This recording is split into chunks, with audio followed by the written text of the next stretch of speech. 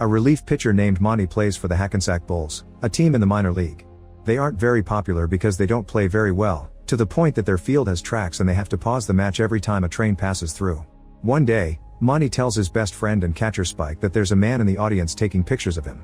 His name is Donaldo and he did the same in the last 3 games, so Monty thinks he may be recruited to the big league soon. However, Spike thinks Monty is hoping for too much. The Bulls miraculously win the game, so the team goes to a bar to celebrate. Monty and Spike find 2 women who enjoyed the game and flirt with them, intending to take them home. Outside, Donaldo is calling his boss to inform him of Monty's movements. It turns out he's been following him around for days. At that moment the women's boyfriends arrive and get very angry when they find them with Monty and Spike.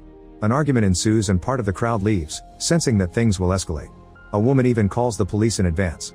As predicted, the boyfriends and the baseball players get in a fight, throwing punches left and right. Some people enjoy the action and others even get involved. Fighters are thrown on tables and chairs are used as weapons. The next morning, Monty and Spike are still in jail for the fight.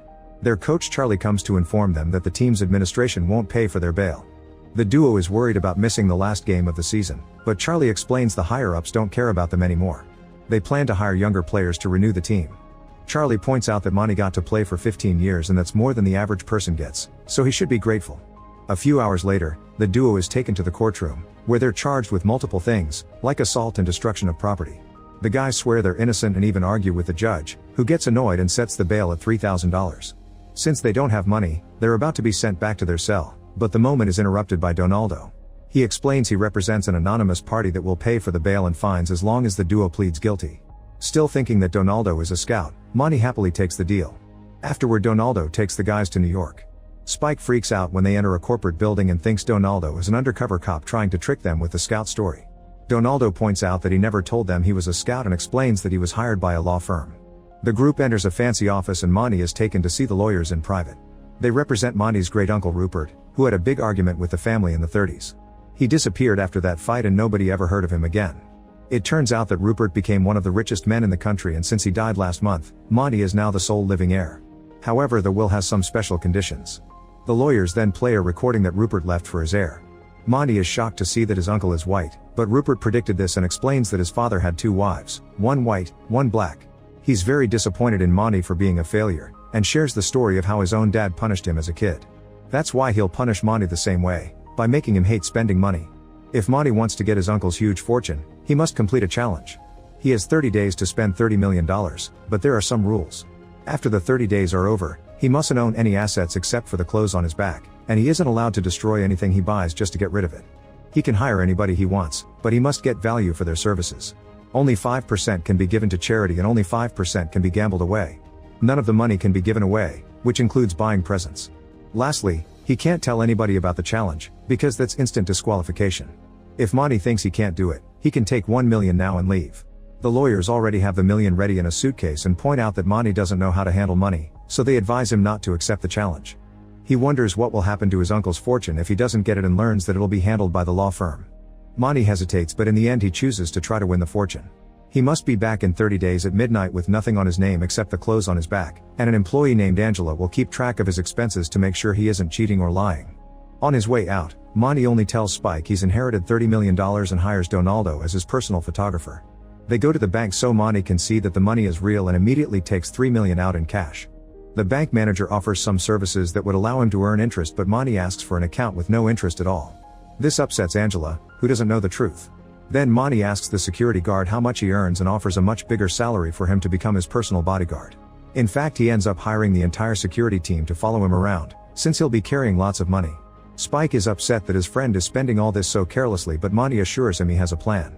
Next, Monty calls Charlie and tells him he's going to rent the team, promising to get new uniforms, a better bus, and better salaries. Charlie doesn't believe him and hangs up. Then Monty stops a random cab and hires the driver to be his personal chauffeur for the month.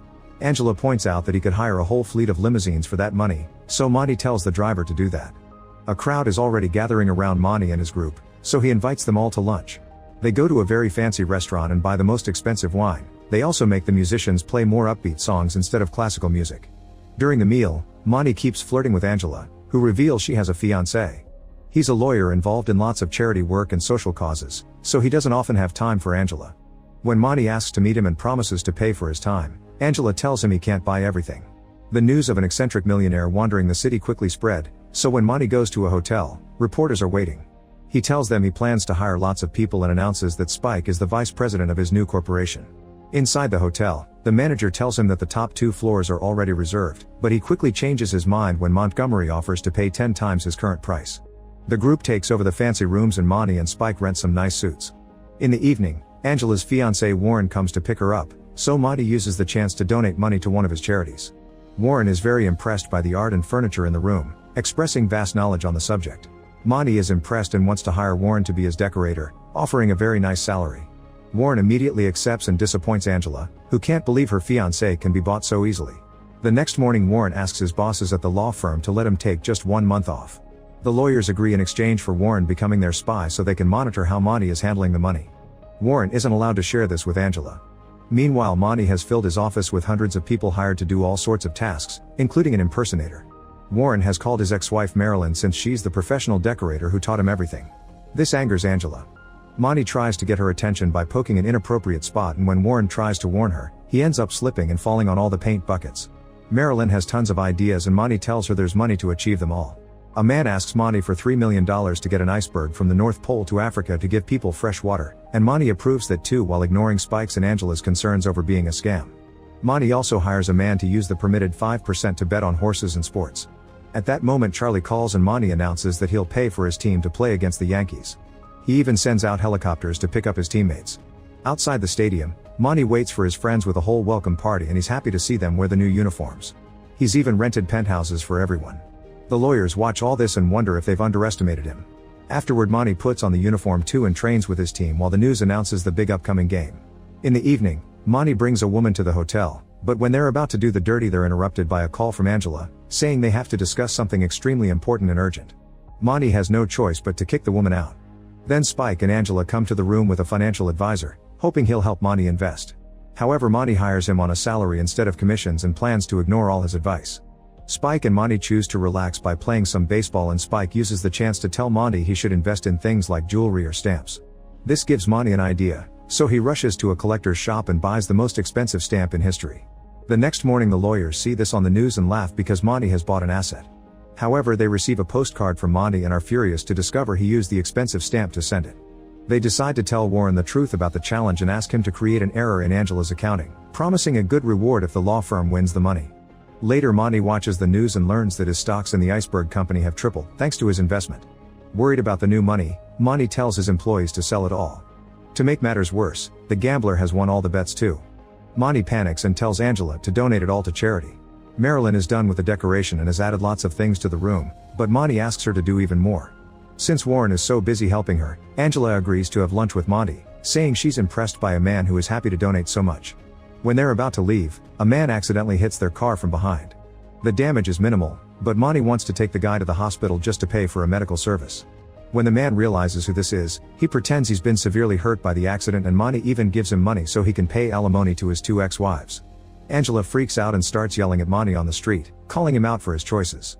Warren watches this from the window while Marilyn tells him that Angela may not be a good partner after all, since she's embarrassing herself in public. During dinner at a restaurant, Warren tells Angela that she's been too friendly with Monty and wonders if her feelings for him have changed, which angers her and causes her to leave. On the news, a reporter talks about Monty buying 5 cases of 114-year-old wine in cash at an auction house. He opened the bottles at a reception for the public to share the wine with everyone. Sometime later Spike and the financial advisor announce that they did some investments behind his back and made $10 million. Monty freaks out and the others wonder what's wrong with him. They're interrupted by Warren, who asks for $20,000 for a deposit on some furniture they'll be renting. Monty gives him the money and sends everyone away to have some alone time.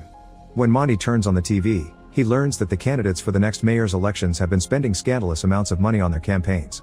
Monty decides to also become a candidate to spend all the money on his own campaign.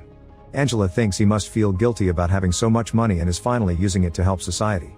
During a conference, Monty tells the reporters that people shouldn't vote for any of the candidates, not even himself. Later he appears on TV, saying that all candidates are bad people and only idiots would vote for them. He broadcasts his ads in all the states in case any New Yorkers are on vacation. His honesty about politicians' corruption makes him incredibly popular. Angela continues to keep up with the expenses and worries because the money is almost gone. The other 2 candidates meet in secret and agree they must do something about Monty, who continues to insult them on national TV. They sue him for emotional damage and Monty is happy to pay a $4 million fine. Eventually the day of the big game comes and Monty makes a pep talk, assuring his team that they can defeat the Yankees. Before the match starts, a train goes through the field with more ads for Monty's campaign. Monty is the first pitcher and his teammate manages to catch the ball, so they take out the first Yankee. When another batter steps up, Spike keeps taunting him and insulting his wife. The batter gets angry and almost starts a fight, so he's kicked out of the field. Meanwhile, Warren is at the furniture store and returns all the things he's rented, which gets him back the deposit money. Although the Bulls start the game offering a fair challenge, soon the Yankees turn the game in their favor.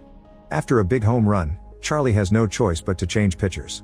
He tells Monty he did well and reminds him that these are the Yankees, so the fact that the Bulls scored a few points at all is enough for him to be proud of his team. Monty is still sad, so he goes to the changing room to sulk.